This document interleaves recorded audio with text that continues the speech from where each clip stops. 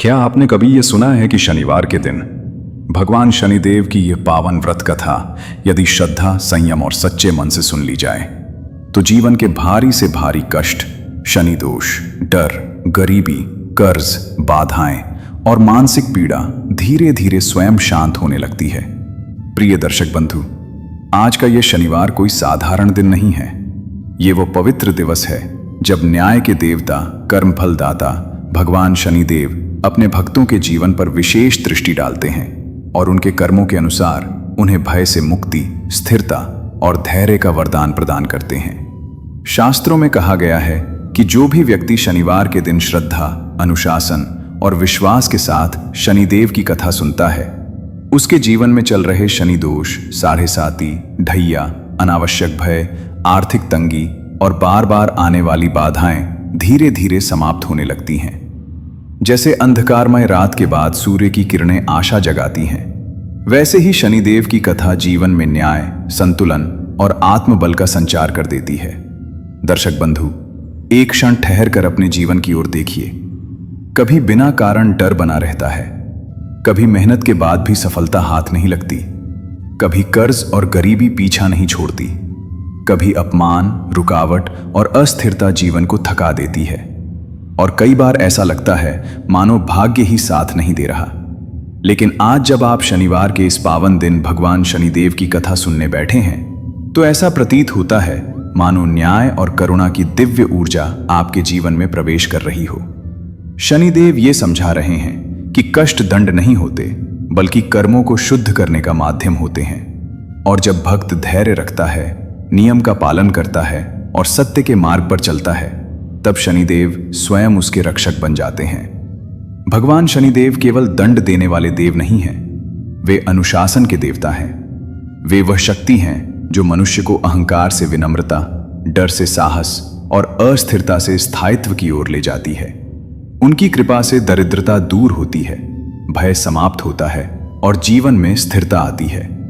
यही कारण है कि आज की यह कथा केवल सुनने की कथा नहीं है, यह कर्म सुधारने और शनि बाधा से मुक्ति की साधना बन सकती है। यह कथा सिखाती है कि जब मनुष्य धैर्य, सेवा और सत्य को अपना लेता है तो शनि की कठोर दृष्टि भी कृपा में बदल जाती है। कई बार मनुष्य मन ही मन प्रश्न करता है, मेरे कष्ट कब समाप्त होंगे, मेरी गरीबी और डर कब दूर होगा, मेरे जीवन में स्थिरता और शांति कब आएगी। दर्शक बंधु, संभव है आज का यह शनिवार ही इन सभी प्रश्नों का उत्तर बन जाए, क्योंकि जब भक्त की श्रद्धा और शनिदेव की न्यायपूर्ण कृपा एक साथ सक्रिय होती है तब जीवन स्वयं सही दिशा में आगे बढ़ने लगता है। इसीलिए केवल सुनिए मत, हर शब्द को आत्मा से महसूस कीजिए, हर भाव को हृदय में उतारिए और संकल्प लीजिए कि आप भी अपने जीवन में सत्य, संयम, सेवा और धैर्य को अपनाएंगे। तो आइए, मन को शांत कीजिए, डर और अहंकार को त्यागिए, हृदय में विश्वास और अनुशासन का दीप जलाइए और भगवान शनिदेव का स्मरण करते हुए इस पावन शनिवार व्रत कथा की यात्रा आरंभ करते हैं। लेकिन दर्शक बंधु, आगे बढ़ने से पहले एक अत्यंत आवश्यक बात, शनिवार की यह पवित्र कथा केवल सुनने के लिए नहीं होती, यह जीवन को सही मार्ग पर लाने के लिए होती है। शास्त्रों में कहा गया है कि जो शनिदेव की कथा को अधूरा छोड़ देता है वह उसके पूर्ण फल से वंचित रह जाता है। अधूरी कथा जीवन में भी अधूरेपन को जन्म देती है। इसीलिए निवेदन है कि आज की इस कथा को अंत तक अवश्य सुने।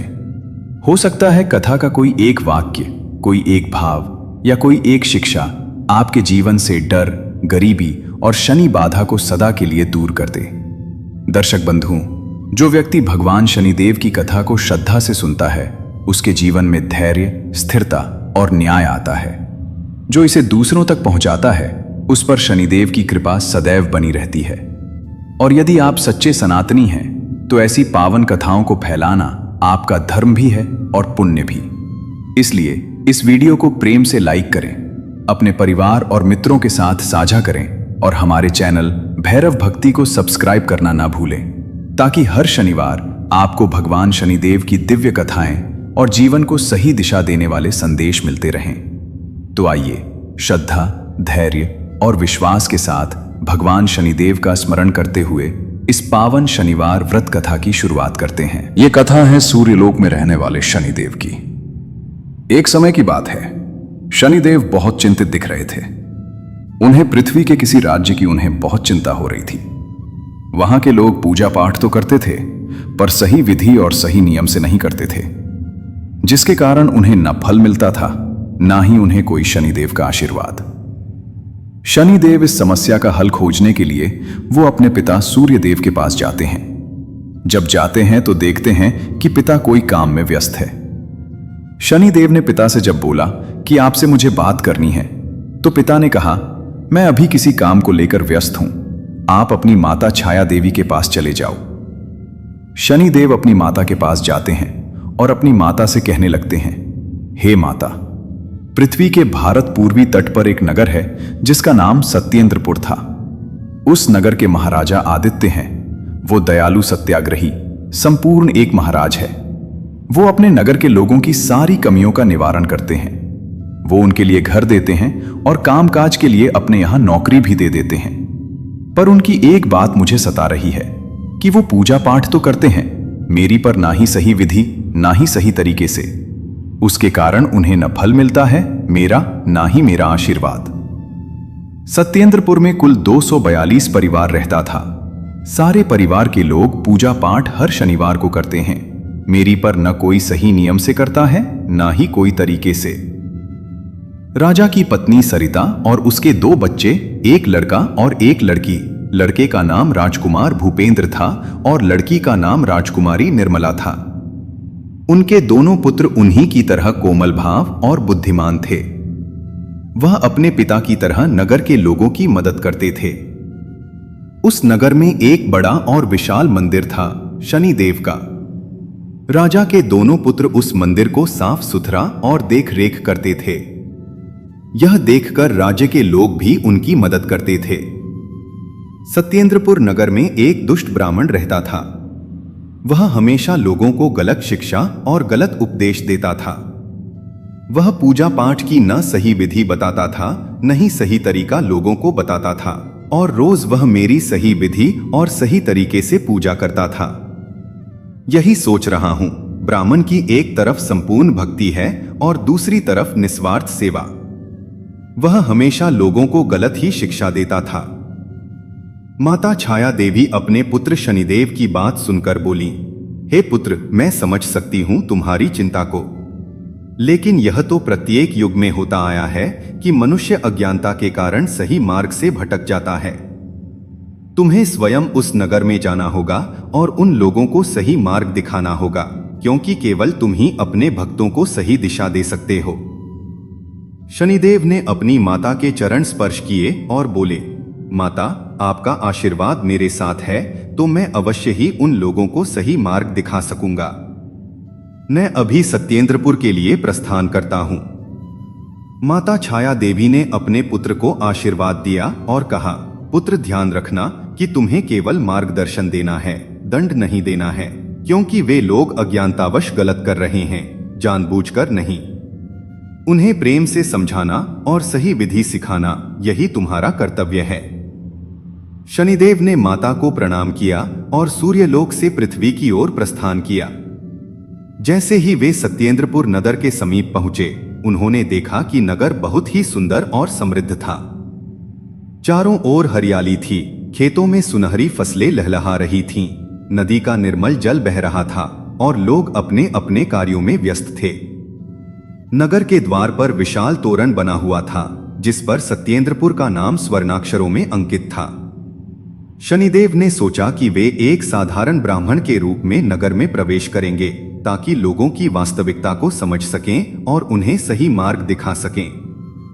शनिदेव ने अपना रूप बदला और एक वृद्ध ब्राह्मण का रूप धारण कर लिया।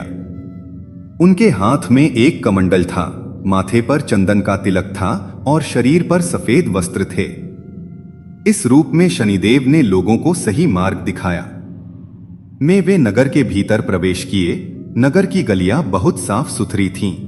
दोनों ओर दुकानें सजी हुई थीं और लोग अपने व्यापार में लगे हुए थे। शनिदेव ने देखा कि लोग एक दूसरे से बहुत प्रेम से बात कर रहे थे। कोई किसी से झगड़ा नहीं कर रहा था और सभी प्रसन्न दिख रहे थे। यह देखकर शनिदेव को बहुत प्रसन्नता हुई कि महाराजा आदित्य ने अपने नगर को बहुत अच्छे से संभाला हुआ है। जैसे जैसे शनिदेव नगर में आगे बढ़े, उन्होंने एक विशाल मंदिर देखा जो नगर के मध्य में स्थित था। वह मंदिर उन्हीं का था, शनिदेव का मंदिर। मंदिर की ऊंची शिखर सूर्य की किरणों में चमक रही थी और मंदिर के चारों ओर बहुत सारे लोग एकत्रित थे। शनिदेव मंदिर की ओर बढ़े और देखा कि रात तीर्थ यात्रा पर हूं, मुझे भूख लगी है और प्यास भी लगी है। क्या तुम मुझे कुछ खाने को दे सकते हो? राजकुमार भूपेंद्र तुरंत बोले, अवश्य ब्रह्मदेव, आप यहां बैठिए, मैं अभी भोजन लेकर आता हूं। और राजकुमारी निर्मला ने कहा, मैं जल लेकर आती हूं। दोनों बच्चे दौड़कर महल की ओर गए और थोड़ी देर में फल, मिठाई और जल लेकर वापस आए। उन्होंने बड़े प्रेम से शनिदेव को भोजन कराया और उनकी सेवा की। शनिदेव ने भोजन ग्रहण किया और दोनों बच्चों से पूछा, तुम दोनों कौन हो और इतनी छोटी उम्र में इतनी सेवा भाव कैसे है?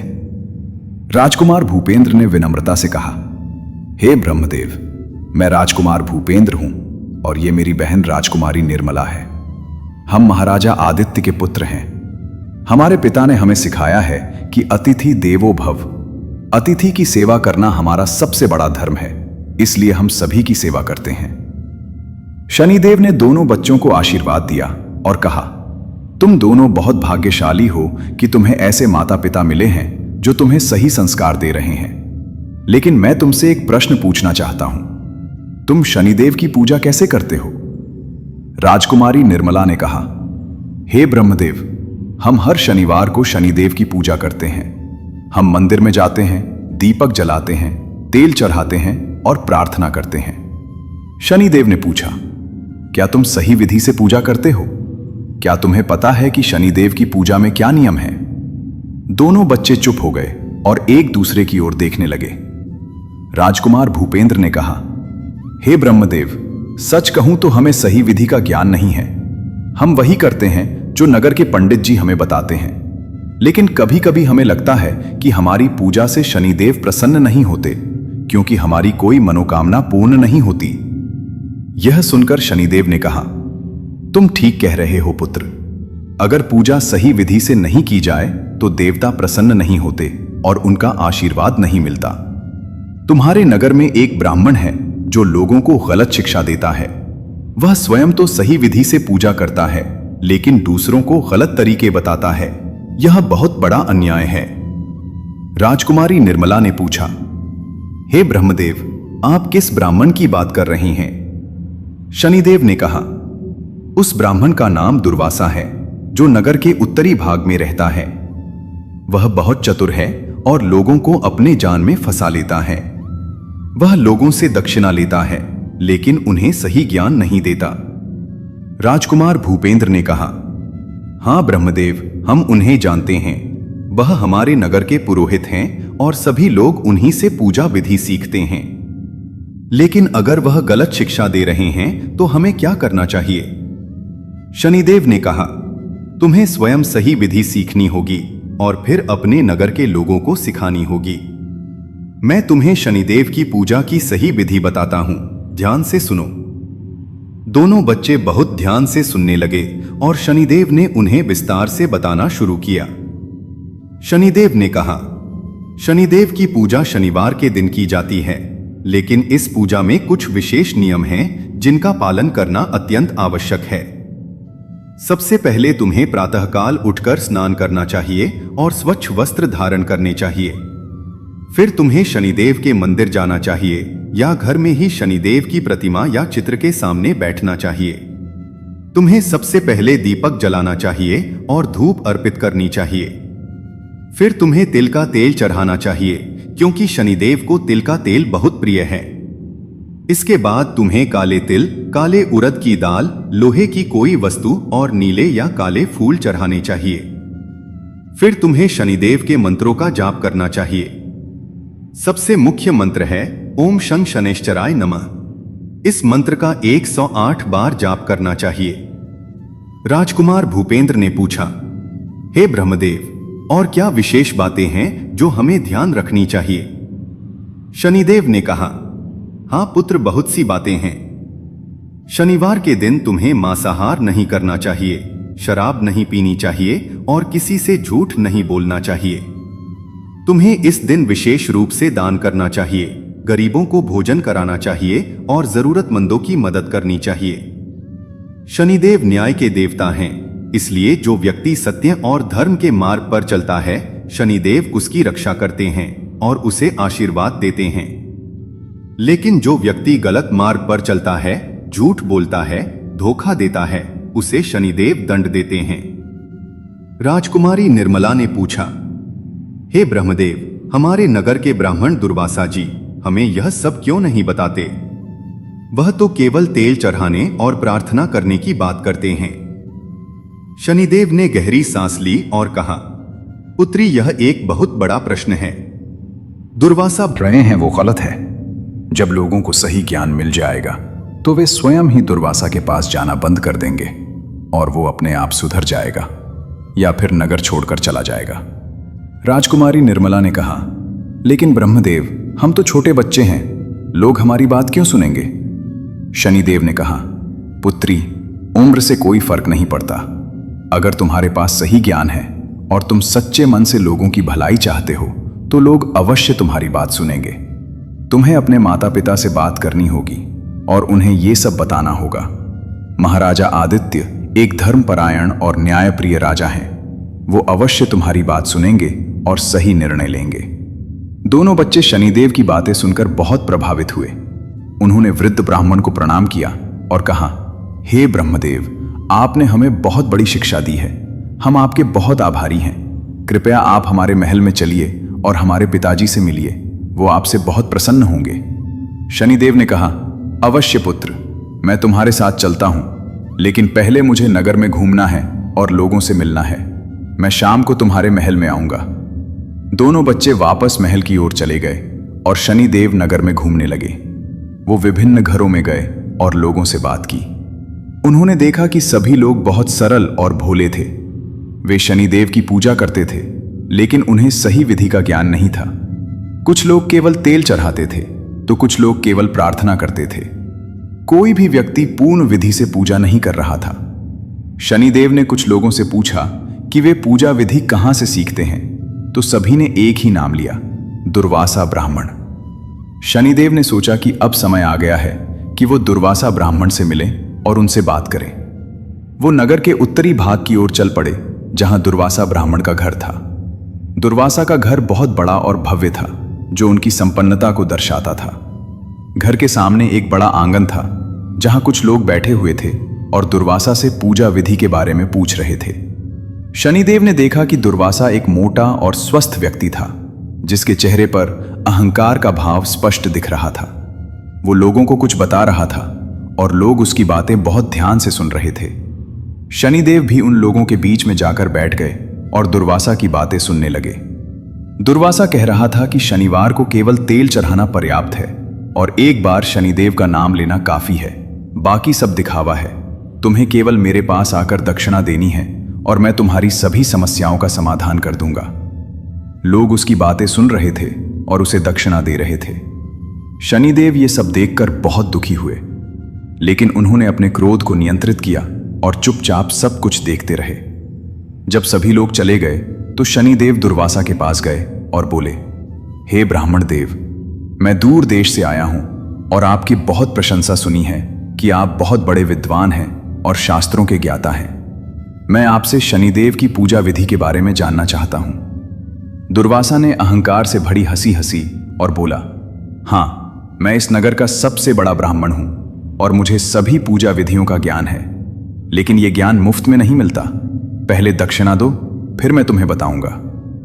शनिदेव ने अपनी झोली से कुछ सिक्के निकाले और दुर्वासा को दिए। दुर्वासा ने सिक्के गिने और संतुष्ट होकर बोला, अच्छा तो सुनो, शनिदेव की पूजा बहुत सरल है। तुम्हें केवल शनिवार को तेल चढ़ाना है और एक बार शनिदेव का नाम लेना है। बस इतना ही काफी है, बाकी सब झंझट है।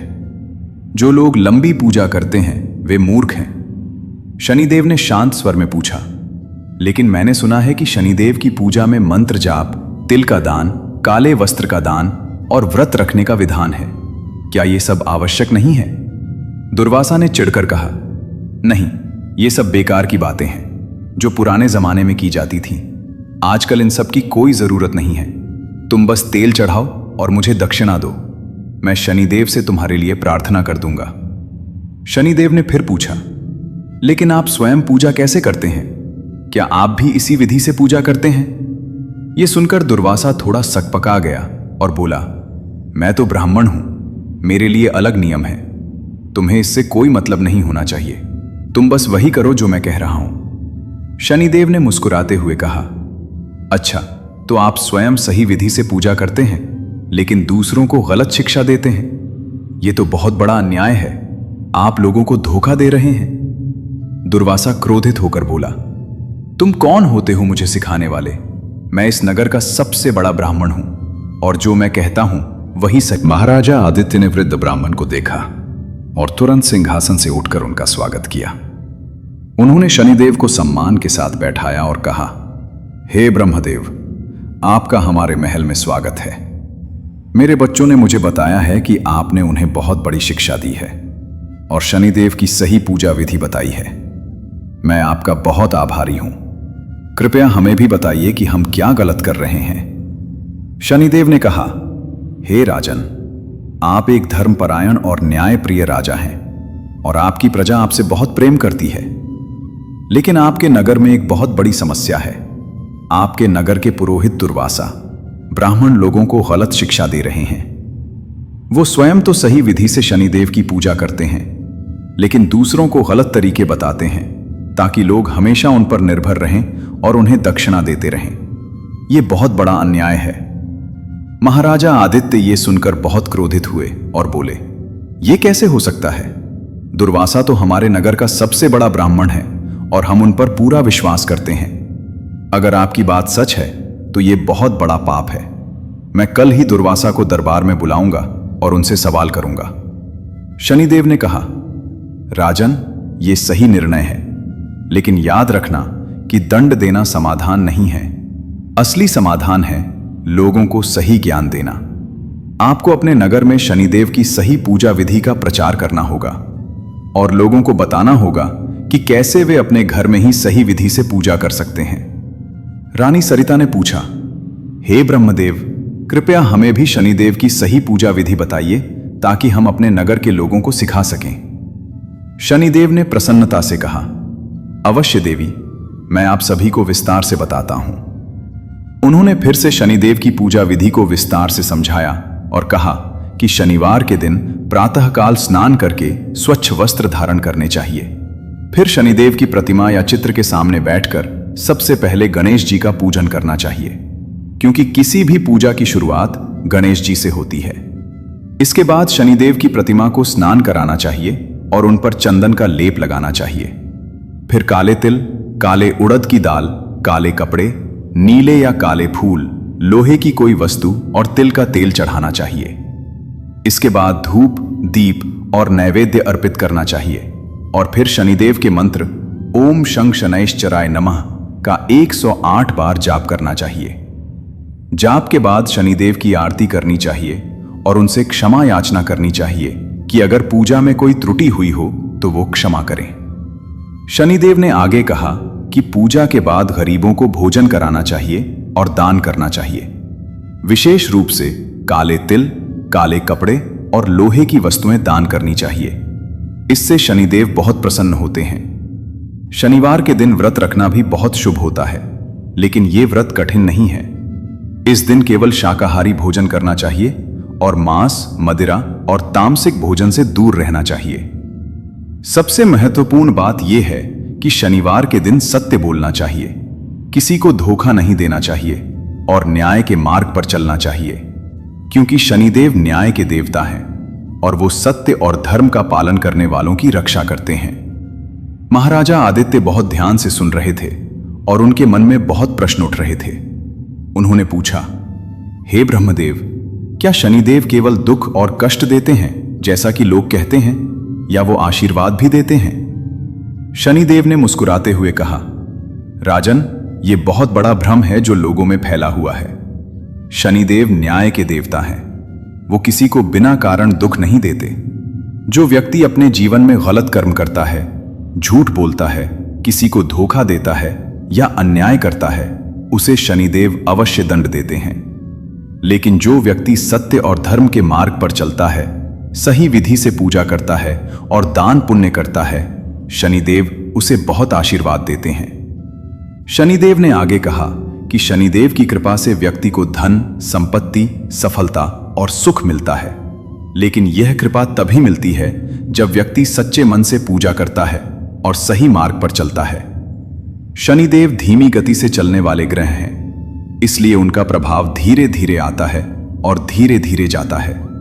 जब शनिदेव किसी व्यक्ति पर कृपा करते हैं तो वो व्यक्ति जीवन भर सुखी रहता है, और जब शनिदेव किसी को दंड देते हैं तो वह व्यक्ति लंबे समय तक कष्ट भोगता है।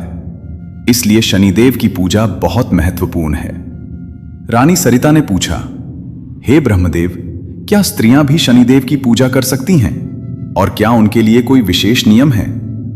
शनिदेव ने कहा, देवी, शनिदेव सभी के लिए समान हैं। स्त्री हो या पुरुष, बच्चा हो या बूढ़ा, सभी शनिदेव की पूजा कर सकते हैं और उनका आशीर्वाद प्राप्त कर सकते हैं और उनका सम्मान करना चाहिए। लेकिन उनकी गलत शिक्षा को नहीं मानना चाहिए। तुम्हें लोगों को सही मार्ग दिखाना है और उन्हें बताना है कि असली पूजा कैसे की जाती है। जब लोगों को सही ज्ञान मिल जाएगा तो दुर्वासा भी अपने आप सुधर जाएंगे, या फिर उन्हें अपना गलत काम छोड़ना पड़ेगा। महाराजा आदित्य ने कहा, हे ब्रह्मदेव, आपने हमें बहुत बड़ी शिक्षा दी है। मैं कल से ही अपने नगर में इसका प्रचार करूंगा और सभी लोगों को सही पूजा विधि सिखाऊंगा। मैं दुर्वासा को भी बुलाऊंगा और उनसे बात करूंगा। कृपया आप कुछ दिन हमारे अतिथि बनकर रहिए ताकि आप हमारा मार्गदर्शन करते रहें। शनिदेव ने कहा, राजन, मैं कुछ दिन यहां रुक सकता हूं, लेकिन मुझे एक साधारण कमरा दे दीजिए। मुझे किसी विशेष सुविधा की आवश्यकता नहीं है। मैं एक साधारण ब्राह्मण हूं और सादा जीवन व्यतीत करता हूं। महाराजा ने तुरंत आदेश दिया कि महल में एक अच्छा कमरा ब्रह्मदेव के लिए तैयार किया जाए और उनकी सभी सुविधाओं का ध्यान रखा जाए। शनिदेव को एक सुंदर कमरा दिया गया जहां से नगर का पूरा दृश्य दिखाई देता था। रात का भोजन हुआ और सभी ने मिलकर भोजन किया। भोजन के बाद शनिदेव अपने कमरे में चले गए और खिड़की से नगर को देखने लगे। नगर में चारों ओर दीपक जल रहे थे और लोग अपने अपने घरों में सुखी थे। अगले दिन प्रातःकाल महाराजा आदित्य ने पूरे नगर में घोषणा करवाई कि सभी लोग दोपहर के समय राज दरबार में उपस्थित हों, क्योंकि एक विशेष सभा होने वाली है जिसमें शनिदेव की सही पूजा विधि के बारे में बताया जाएगा। यह घोषणा सुनकर पूरे नगर में हलचल मच गई। लोग आपस में बातें करने लगे कि आखिर ऐसा क्या हुआ है कि महाराज ने विशेष सभा बुलाई है। दुर्वासा ब्राह्मण को भी यह खबर मिली और वह बहुत चिंतित हो गए। उन्हें लगा कि शायद कल वाले वृद्ध ब्राह्मण ने महाराज से कुछ कह दिया है। दोपहर का समय हुआ और राज दरबार में भारी भीड़ जमा हो गई। सभी 242 परिवारों के लोग वहां उपस्थित थे। महाराजा आदित्य सिंहासन पर बैठे थे और उनके साथ रानी सरिता, राजकुमार भूपेंद्र और राजकुमारी निर्मला भी थे। शनिदेव वृद्ध ब्राह्मण के रूप में एक ओर बैठे हुए थे। दुर्वासा ब्राह्मण भी दरबार में आए और उन्होंने महाराज को प्रणाम किया। महाराजा आदित्य ने सभा को संबोधित करते हुए कहा, हे नगरवासियों, आज मैंने आप सभी को यहां इसलिए बुलाया है क्योंकि मुझे कुछ बहुत महत्वपूर्ण बातें पता चली हैं जो हम सभी को जाननी चाहिए। हम सभी शनिदेव के भक्त हैं और हर शनिवार को उनकी पूजा करते हैं। लेकिन क्या हमें पता है कि हम सही विधि से पूजा कर रहे हैं या नहीं? कल एक विद्वान ब्राह्मण हमारे नगर में आए हैं जिन्होंने मुझे और मेरे बच्चों को शनिदेव की सही पूजा विधि बताई है, और मुझे यह जानकर बहुत दुख हुआ कि हम सभी गलत तरीके से पूजा कर रहे हैं। यह सुनकर पूरे दरबार में फुसफुसाहट शुरू हो गई। लोग एक दूसरे से पूछने लगे कि यह कैसे हो सकता है। हम तो वही कर रहे हैं जो हमारे पुरोहित दुर्वासा जी हमें बताते हैं। महाराजा ने हाथ उठाकर सबको चुप कराया और कहा, मैं जानता हूं कि आप सभी के मन में प्रश्न उठ रहे हैं, इसलिए मैंने आज ये सभा बुलाई है ताकि सभी को सही ज्ञान मिल सके। अब मैं इन विद्वान ब्राह्मण को आमंत्रित करता हूं कि वो हमें शनिदेव की सही पूजा विधि बताएं। शनिदेव उठे और सभा के बीच में आए। उन्होंने सभी को प्रणाम किया और बोलना शुरू किया। हे नगरवासियों, मैं एक साधारण ब्राह्मण हूं और मैं दूर देश से आया हूं। मैंने अपने जीवन में बहुत यात्राएं की हैं और विभिन्न स्थानों पर शनिदेव की पूजा देखी है। मुझे ये देखकर दुख होता है कि लोग शनिदेव की पूजा तो करते हैं लेकिन सही विधि से नहीं करते, जिसके कारण उन्हें शनिदेव का आशीर्वाद नहीं मिलता और वे निराश हो जाते हैं। शनिदेव ने आगे कहा कि शनिदेव कोई साधारण देवता नहीं है, वो सूर्यपुत्र हैं और नवग्रहों में से एक हैं। उनका प्रभाव बहुत शक्तिशाली है और वह न्याय के देवता हैं। शनिदेव की पूजा में कुछ विशेष नियम हैं जिनका पालन करना अत्यंत आवश्यक है। अगर इन नियमों का पालन नहीं किया जाता तो पूजा का कोई फल नहीं मिलता। उन्होंने फिर से पूरी विधि को विस्तार से समझाया और सभी लोग बहुत ध्यान से सुन रहे थे।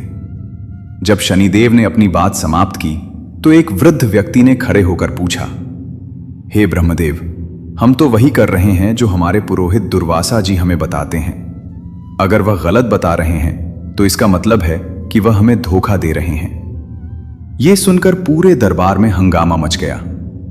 लोग दुर्वासा की ओर देखने लगे और उनसे सवाल करने लगे। दुर्वासा का चेहरा पीला पड़ गया और वह घबरा गए। महाराजा आदित्य ने दुर्वासा से कहा, हे दुर्वासा जी, आप हमारे नगर के पुरोहित हैं और हम सभी आप पर विश्वास करते हैं। कृपया आप बताइए कि क्या यह सच है कि आप हमें गलत। अब दुर्वासा की बारी थी। वो बहुत घबराए हुए थे, लेकिन उन्हें पूजा करनी ही पड़ी। उन्होंने केवल तेल चढ़ाया और एक बार शनिदेव का नाम लिया और बैठ गए। सभी लोगों ने देखा कि दोनों की पूजा विधि में कितना अंतर था। एक वृद्ध महिला ने खड़े होकर कहा, अब हमें समझ आ गया कि हम इतने वर्षों से गलत पूजा क्यों कर रहे थे। दुर्वासा जी ने हमें धोखा दिया है। दुर्वासा को अपनी गलती का एहसास हो गया और वो महाराज के सामने गिर पड़े और रोते हुए बोले, महाराज, मुझसे बहुत बड़ा पाप हो गया। मैंने अपने स्वार्थ के लिए लोगों को गलत मार्ग दिखाया। मैं क्षमा चाहता हूं, कृपया मुझे माफ कर दीजिए। मैं अब कभी ऐसा नहीं करूंगा। शनिदेव ने दुर्वासा के पास जाकर उन्हें उठाया और कहा, जो व्यक्ति अपनी गलती स्वीकार कर लेता है और सच्चे मन से क्षमा मांगता है, शनिदेव उसे क्षमा कर देते हैं। तुमने गलती की, लेकिन अब तुम सुधर गए हो। अब से तुम लोगों को सही शिक्षा दोगे और उनका सच्चा मार्गदर्शन करोगे, तभी तुम्हारे पापों का प्रायश्चित होगा। दुर्वासा ने शनिदेव के चरण छुए और बोले, आज से मैं अपना जीवन बदल दूंगा और लोगों को सही मार्ग दिखाऊंगा। आपने मुझे नया जीवन दिया है, मैं आजीवन आपका आभारी रहूंगा। महाराजा आदित्य ने प्रसन्नता से कहा, आज हमारे नगर में एक नया युग शुरू हुआ है। अब से हम सभी सही विधि से शनिदेव की पूजा करेंगे और उनका आशीर्वाद प्राप्त करेंगे। हे ब्रह्मदेव, आपने हमारे जीवन में ज्ञान का दीपक जलाया है। हम आपके सदा ऋणी रहेंगे। शनिदेव ने मुस्कुराते हुए कहा, राजन, मैंने केवल अपना कर्तव्य निभाया है। अब मुझे जाने का समय हो गया है। मेरा काम यहां पूरा हो गया है। ये कहकर शनिदेव अपने असली रूप में प्रकट हो गए। उनके शरीर से दिव्य प्रकाश निकलने लगा और सभी लोग आश्चर्यचकित होकर उन्हें देखने लगे। महाराजा आदित्य, रानी सरिता और दोनों बच्चे तुरंत उनके चरणों में गिर पड़े और बोले, हे शनिदेव, आप स्वयं हमारे नगर में आए, ये हमारा सौभाग्य है। कृपया हम पर अपनी कृपा बनाए रखिए। शनिदेव ने सभी को आशीर्वाद दिया और कहा, तुम सभी धन्य हो। तुम्हारे नगर में सत्य, धर्म और न्याय का वास है, इसलिए मैं तुम पर सदा प्रसन्न रहूंगा। अब से तुम्हारे नगर में सुख, समृद्धि और शांति का वास रहेगा। लेकिन याद रखना कि सही मार्ग पर चलते रहना और कभी धर्म का त्याग मत करना। इतना कहकर शनिदेव अंतर्ध्यान हो गए। उस दिन के बाद सत्येंद्रपुर में बहुत बदलाव आया। सभी लोग सही विधि से शनिदेव की पूजा करने लगे और उन्हें शनिदेव का भरपूर आशीर्वाद मिलने लगा। नगर में सुख समृद्धि बढ़ी, फसलें अच्छी हुईं, व्यापार फला फूला और सभी लोग प्रसन्न रहने लगे। दुर्वासा ब्राह्मण भी सुधर गए और उन्होंने लोगों को सही शिक्षा देना शुरू कर दिया। राजकुमार भूपेंद्र और राजकुमारी निर्मला ने शनिदेव के मंदिर की सेवा और भी बढ़ा दी और पूरे नगर में शनिदेव की भक्ति का प्रचार किया। इस प्रकार शनिदेव ने अपनी कृपा से एक पूरे नगर को सही मार्ग दिखाया और सभी को यह सीख दी कि भगवान की पूजा सच्चे मन और सही विधि से करनी चाहिए, तभी उनका आशीर्वाद मिलता है। जो व्यक्ति सत्य, धर्म और न्याय के मार्ग पर चलता है, शनिदेव सदा उसकी रक्षा करते हैं और उसे जीवन में सफलता दिलाते हैं। प्रिय दर्शन बंधु, ये कथा यहीं समाप्त नहीं होती। सत्येंद्रपुर की तरह ही जब जब संसार में अज्ञान के अंधकार से भक्ति का मार्ग धुंधला पड़ने लगता है, तब तब न्याय के देवता शनिदेव किसी न किसी रूप में अपने भक्तों को सही दिशा दिखाने अवश्य आते हैं। ये कथा हमें यही सिखाती है कि शनिदेव केवल दंड के नहीं, बल्कि सत्य, धर्म, करुणा और न्याय के प्रतीक हैं। जो व्यक्ति सच्चे मन से, सही विधि से और निष्कपट भाव से उनकी आराधना करता है, उसके जीवन में शनिदेव स्थिरता, धैर्य, सुख और समृद्धि का आशीर्वाद अवश्य देते हैं। शनिदेव कभी भी बिना कारण कष्ट नहीं देते। वे हमारे कर्मों के अनुसार हमें मार्ग दिखाते हैं। गलत मार्ग पर चलने वालों को चेतावनी और सही मार्ग पर चलने वालों को संरक्षण। यदि हम अपने जीवन में सत्य को अपनाएं, अन्याय से दूर रहें, गरीबों और जरूरतमंदों की सहायता करें और श्रद्धा के साथ शनिदेव की पूजा करें, तो शनिदेव की कृपा निश्चित रूप से हमारे जीवन में प्रकट होती है। प्रिय दर्शन बंधु, अगर आपको यह दिव्य कथा पसंद आई हो और इससे आपके हृदय में भक्ति और ज्ञान का दीप प्रज्वलित हुआ हो, तो ऐसी ही भावपूर्ण, रहस्यमयी और सच्चे धर्म का संदेश देने वाली कथाओं के लिए भैरव भक्ति चैनल को सब्सक्राइब करना बिल्कुल ना भूलें। आपकी एक छोटी सी सहभागिता हमें और भी पावन कथाएं आप तक पहुंचाने की शक्ति देती है। शनिदेव की न्यायपूर्ण दृष्टि और कृपा आप सभी पर सदा बनी रहे। जय शनिदेव, जय शनिदेव, जय शनिदेव की जय हो।